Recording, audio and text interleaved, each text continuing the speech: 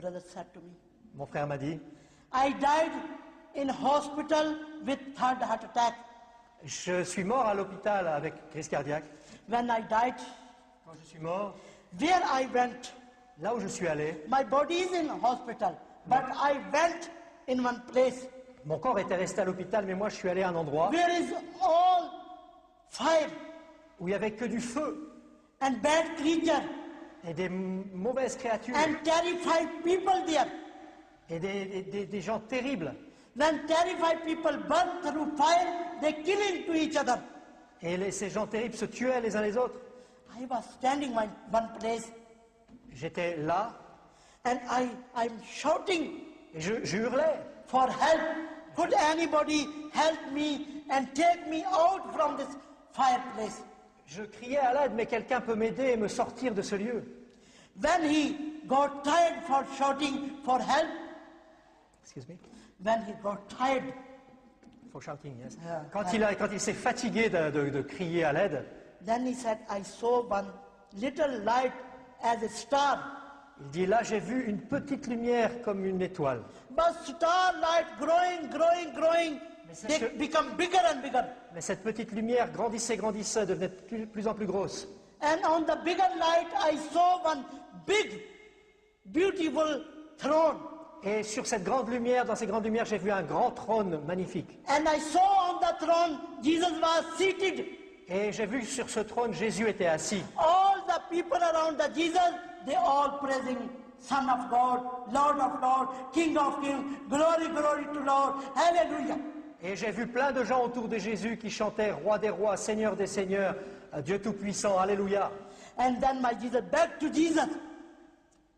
My brother back to Jesus Et mon frère est allé vers Jésus, with loud voice. et avec à haute voix, He said to Jesus, Jesus, mercy on me et il a crié à Jésus, aie pitié de moi, and take me out from this fireplace. et sors-moi de ce lieu plein de flammes. Then he said, Jesus looked at me Et ensuite il a dit, Jésus m'a and he regardé, said to me, my son, il a dit, mon fils, I save you from your sin. je te sauve de tes péchés, I give you salvation and eternal life. I will send you back, go back and live in me. et je te donne la vie éternelle et le salut, et je veux que tu sois avec moi. He said, then my life came in my body. Et il dit, alors la vie est revenue dans mon corps. I got up from bed Je me suis levé du lit, and I wear my dress je me suis habillé, and I start open the door, j'ai ouvert la porte, but my room door locked up from outside. mais la porte de ma chambre était fermée depuis l'extérieur. So I sit on the bed and I wait for somebody.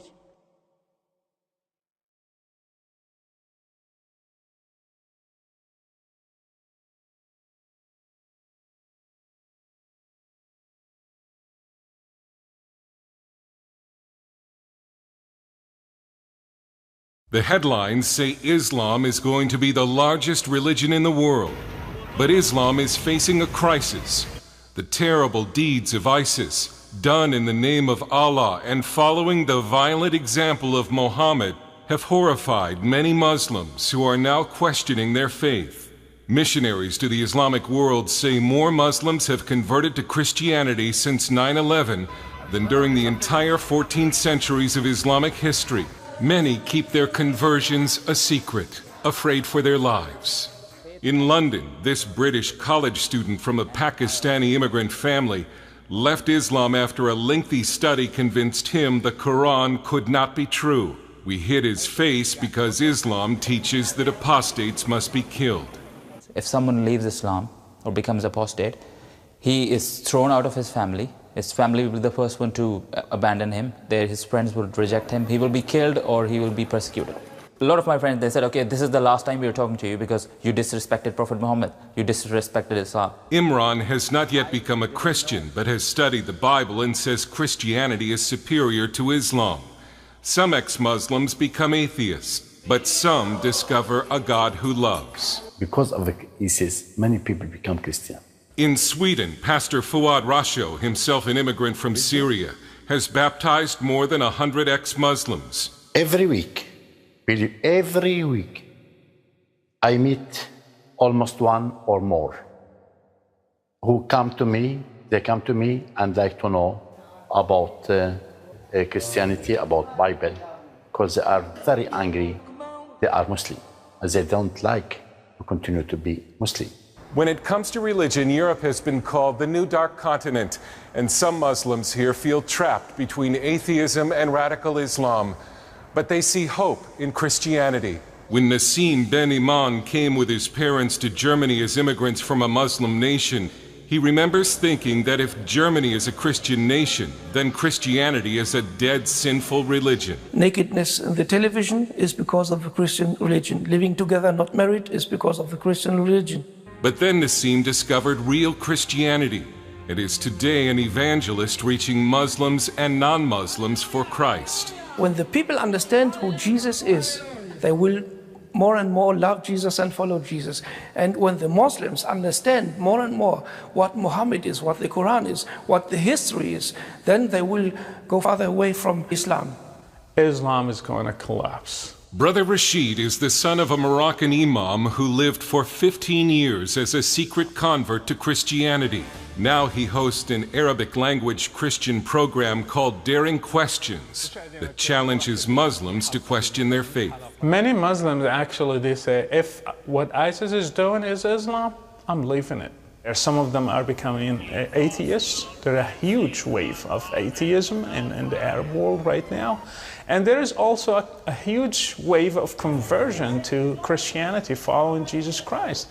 I have never seen something like this. Islam was never faced with this crisis before.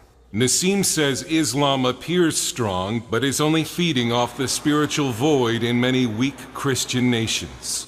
Let me say, the greatest power of the Islam is the weakness of the Christians. That's what's happened in Germany and I think in America and all the Western countries. Even while it seems that Islam is poised to overtake the West, Brother Rashid says Christians should not fear Islam, a faith that he is convinced is slowly dying. Islam is not God's instrument to judge the West. I think people are afraid because of what they see on the news, but even violence is just a sign of collapse. Assalamu alaikum. Wa alaikum salam. So being a Muslim, as you can already imagine, my main problem is with the Christian doctrine of Godhood of Jesus. So there's a couple of questions that are related. First of all, I find this concept logically fallacious. Like there are many aspects to its logical fallacy, as in maybe one of them could be that how can God be finite and then infinite at the same time? Like this is like it's like saying that there could exist a square circle. It's a logical fallacy, right? So when we say that Jesus was God or Son of God, we are actually saying that God existed in finitude during the life of Jesus, and he also is infinite at the same time. This is logically fallacious. Now, because you are you're coming from a historical standpoint. Did you want me to respond to that, or are you having it's a relate. Like the same question continuing. So, because you're coming at it from a historical standpoint, another thing that adds, like the historical evidence that adds, like that supports this argument, is that the concept of Trinity, the word Trinity itself, it doesn't appear as a theological term till near the end of the 2nd century after Jesus. So it was first used as trias by Theophilus, the bishop of Antioch, in AD 180. So we can, adding up to that, when you refer to Mark chapter 14, verse 62, which is what you say is the proof that Jesus claimed to be God, are you really applying the same criteria of objectivity that you were applying previously to the Quran when interpreting this as meaning that Jesus is claiming himself to be God? Because if you look at it completely objectively, looking at the entire text, there is nothing in the entire text that's saying that Jesus claimed to be God. And in fact, the verse that you yourself quote is actually saying Son of Man. So, I mean, I think you get it. Don't go anywhere. What's your name? Munzir. Munzir, where are you from? I'm from Pakistan. Pakistan. Both khushi hui aapse milke. I had the exact same questions when I was when I practiced Islam. What I want to point out is that first and foremost, what we have to see is what Jesus claimed for himself.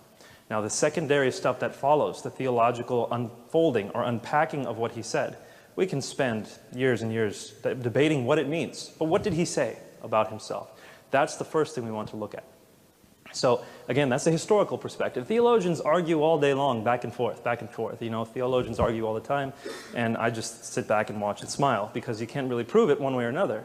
But when it comes to historical events, we can show with relative degrees of certainty, if the evidence is good, if the records are good, what the most likely conclusion is.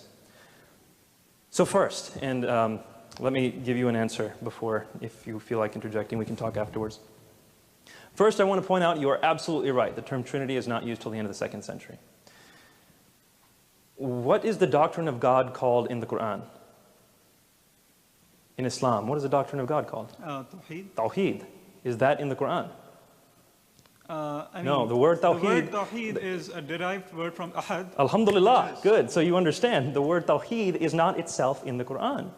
In the same way, the word Trinity is not itself in the Bible. This doesn't pose a problem. The Shahada is not found in the Quran. You have the components of the Shahada in the Quran, but you do not, hold on, you do not have La ilaha illallah Muhammad Rasulullah in that way found in the Quran. The component, hold on, the components are found in the Quran.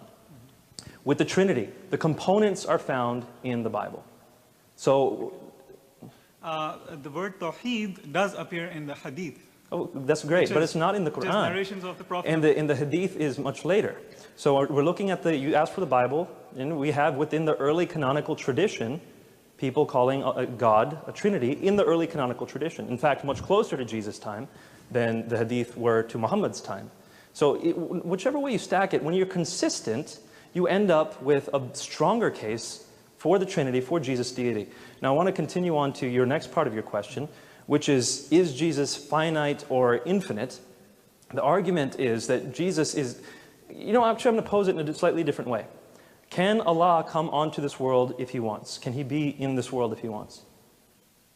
I wouldn't think so. You wouldn't think so. So Allah's omnipotence is limited. He can't come onto this world. It's like basically Allah Ta'ala cannot do logically fallacious thing. Like He cannot create a square circle, right? Mm-hmm. Because that's something logically fallacious. But how do we know that's what this is? That Allah but how do we know that's what this is? Because, for example, in Surah Al-Imran, when Allah is talking to Moses, it says in Surah Al-Imran, I think it's Surah Al-Imran, it might be Surah 18, but double check, that Allah, as He spoke to Moses, Allah was in the bush. Allah was in the bush. So if you want to say that meant something else, well, you're going to have to argue with the Quran on that one. It seems to be pretty clear that Allah can emanate His voice from a physical place. He can be in a physical place in a sense. In the same way, I don't believe that God coming to this earth limits His omnipotence. It's not a limitation of His omnipotence. Jesus has taken on flesh. God the Father is still everywhere. God, Jesus, the Son, is here on this earth. It's a limitation in that sense, but it's not a limitation of His nature. He is both the divine and human nature. That's the argument. Now, I want to talk about briefly, and then we're going to have to go to the next question, but let's talk afterwards for sure.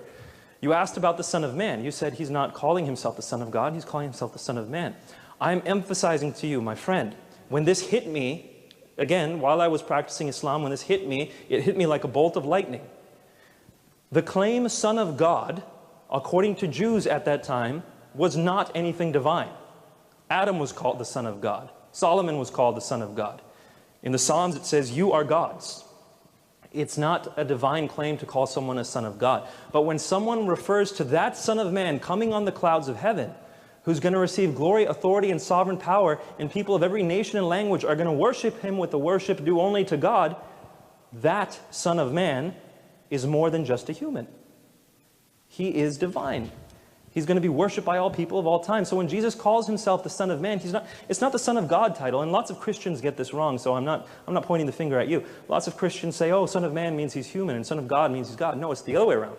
In the Jewish context, Son of God was a normal human title. Son of Man, from Daniel 7, that was something divine. Go back and read Daniel chapter 7. See that this man is worshipped by all people from all eternity. This man, or one who looks like a human anyway, is worshipped by all people alongside of God the Father. That's the one Jesus is claiming to be. Definitely understand that point that I'm trying to make. And so when you see that Jesus' claim is found there in Mark 14:62, it's found in all the Gospels, and every time Jesus uses the term Son of Man, He's alluding to that. You cannot extract that from the Gospels. So please put Mark 14:62 next to Daniel chapter 7 and see what Jesus is claiming for himself. And we'll talk afterwards for the rest. Lord bless you, my friend.